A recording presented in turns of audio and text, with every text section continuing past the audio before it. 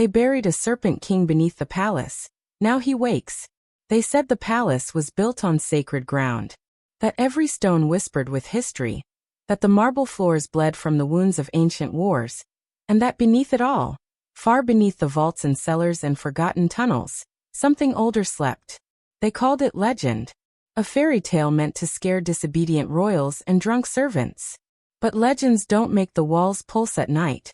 Legends don't breathe through stone. I was 17 when I first heard it. A rasping whisper beneath the throne room as I polished the queen's steps alone. Just a breath, like wind through broken glass. And then a word. Return. I froze.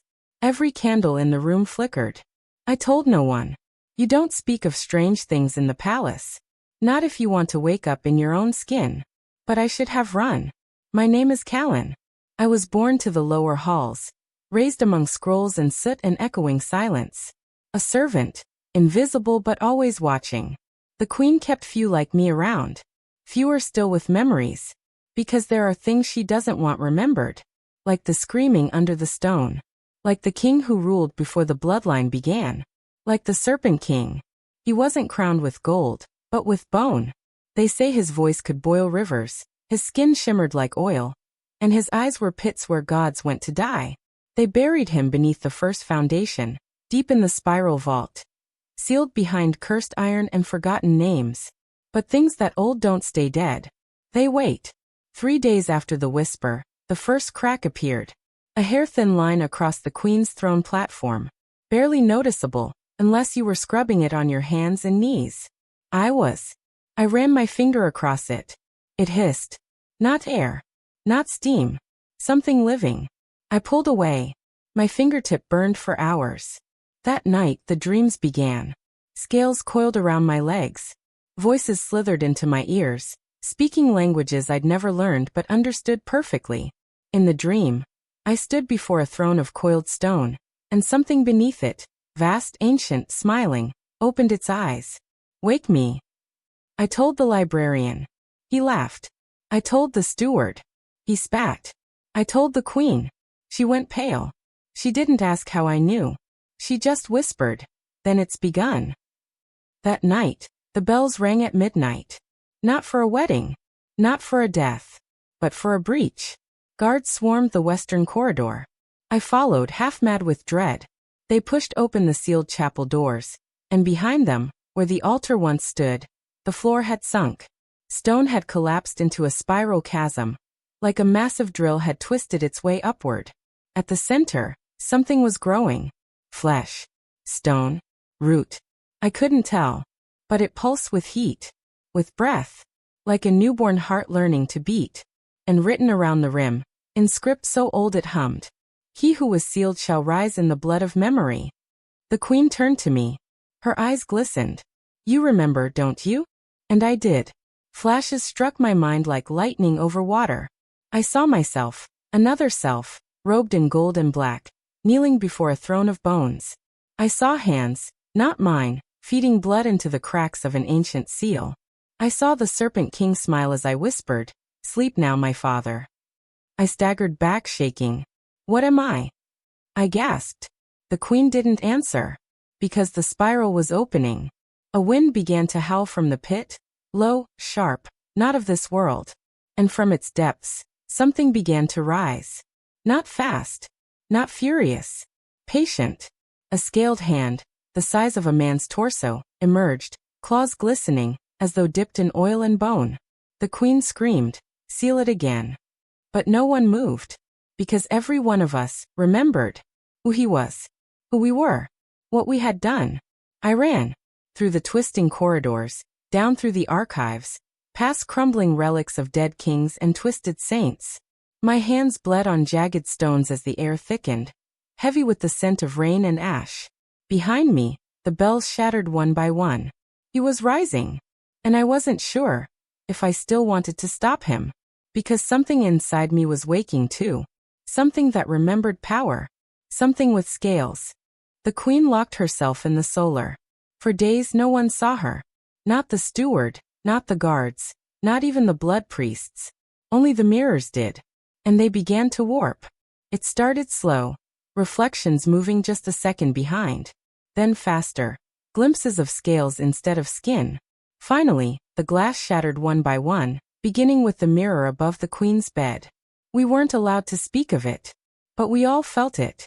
The palace had started breathing. Walls groaned like ribs expanding. Doors stuck to their frames like flesh clinging to bone. Paintings melted in the corners. What once felt eternal now pulsed with decay.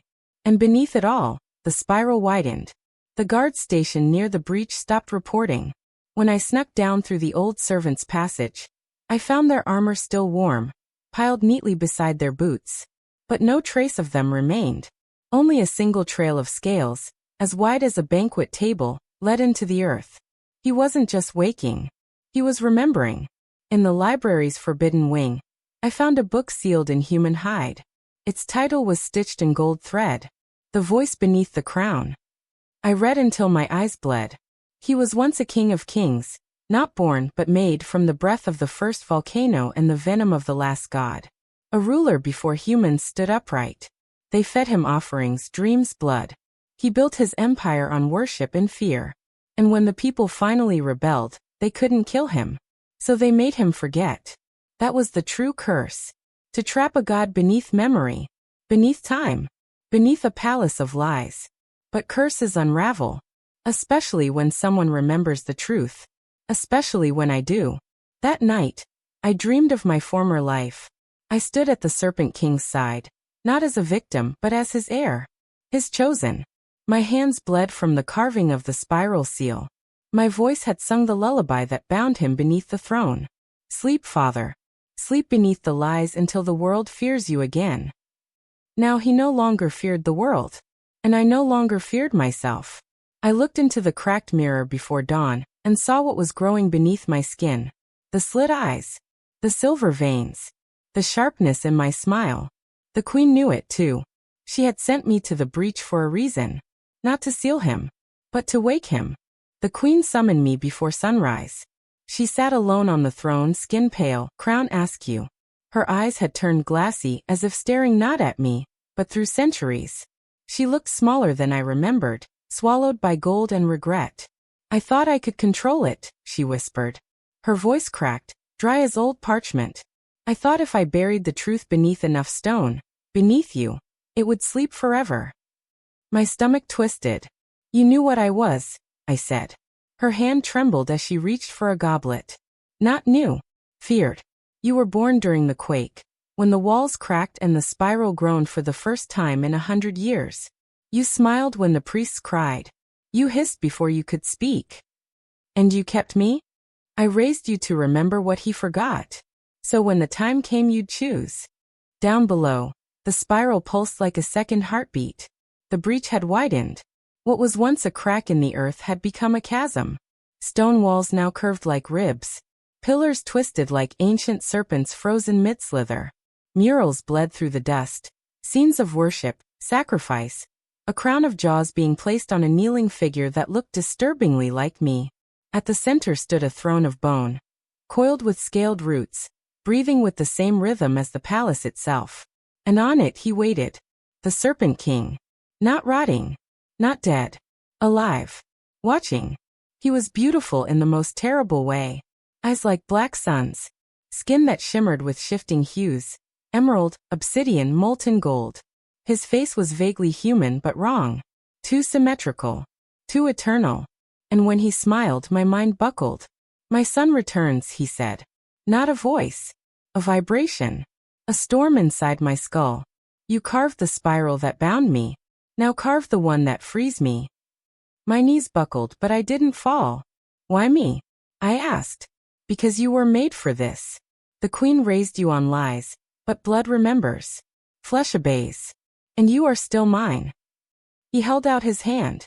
A black-bladed dagger floated above it, spinning. Free me, and become what you were born to be. I reached for it, then stopped. Because I heard a sound behind me. A footstep. The queen. And she was holding a blade of her own. The queen's blade gleamed with runes. Older than steel. Older than her. It shimmered like memory itself. Etched with forgotten names and faded screams. She stood in the doorway, trembling not with fear, but purpose. Step away from him, Callan. Her voice no longer held the trembling warmth of a mother. It rang like command, like war. But the Serpent King only smiled. Too late, he said, his voice curling through the air like smoke. He has already remembered. The dagger still floated before me, black as the void, sharp enough to split time. It hummed with hunger. I looked at her, and I looked at him, and then I looked at myself. The scales had spread. My fingertips were no longer human. My eyes glowed faint gold. I didn't recognize the face in the mirrored walls of the chamber, but I felt the truth settle in my bones. I was his son, but I was also hers. She stepped closer. Her blade pulsed with light. You carved the first spiral, she said softly. You sealed him once. You can do it again. He didn't move. Didn't need to. His throne pulsed, heartbeat thunderous now. She raised you in fear. I offer you rule. Your rule is ruin, she spat. You left the world blackened. You drank the sky. And it tasted of freedom. Everything around us shifted. The bones beneath the throne groaned. The murals on the wall began to move, depicting what had not yet happened. Visions of fire swallowing cities, rivers turning to ash, people bowing before a figure in scales and silver. Me. The Serpent King's voice seeped into my mind like ink into cloth. Take the blade. And the silence. Sit on the throne. Your kingdom waits. But the queen raised her sword and took one step further. You are not only his son, she said. You are mine too. I gave you more than blood. I gave you choice. She pressed the blade into my hand. And I understood. I turned. The Serpent King rose from his throne, taller than I remembered, his shadow breaking the shape of the room. You would strike your father? No, I said. But I will end what I started. I drove the rune blade into the spiral beneath his feet. The ground screamed. The throne cracked. And the king roared. The spiral screamed as the blade sank in. Not steel against stone, but soul against memory. The runes ignited, flaring white-hot, burning away the dust of centuries. The ground split beneath the Serpent King's feet, and the breath in the chamber turned to smoke. He staggered back, not from pain but disbelief. You dare?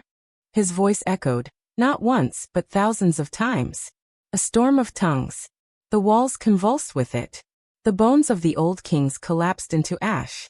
And still, I held the blade steady. The queen stood behind me, murmuring words I didn't know, but my blood did. The language of sealing, of sacrifice, of sleep. The throne began to melt. Its coiled bones softened into mud. The murals on the walls turned to fire, then dust, then silence. The Serpent King bellowed, and I saw his true form at last. Not a god, not a man, but a wound in the world. A thing that remembered being worshipped too long. He rushed toward me, claws wide. And I closed my eyes. I don't remember the impact. Just the heat.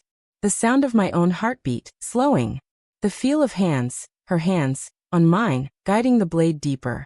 When I opened my eyes, he was gone. Only the spiral remained. Recarved. Resealed. Still smoking.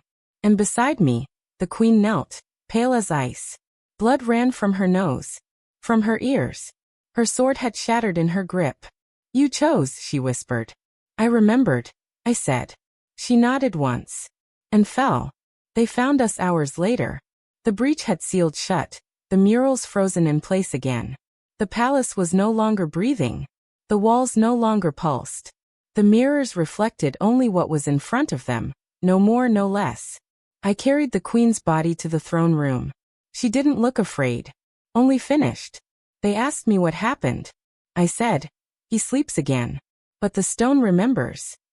Now I sit where she once did. Not as king. As warden. There is no crown. No ceremonies. Just silence and duty and the knowledge of what waits beneath. And some nights, when the wind is just right and the moon is low, I hear it.